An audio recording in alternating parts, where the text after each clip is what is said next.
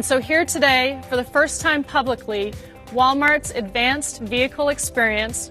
What you're seeing in the video is the powertrain, which is made up of a microturbine, a battery storage system, and an electric motor.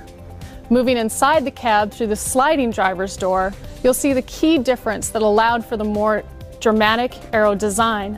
The driver sits in the center of the console rather than over to the left. The dash is electronic and therefore customizable to the gauges and performance data that a particular driver wants to monitor. And it's all finished off with a full-size, comfortable sleeper.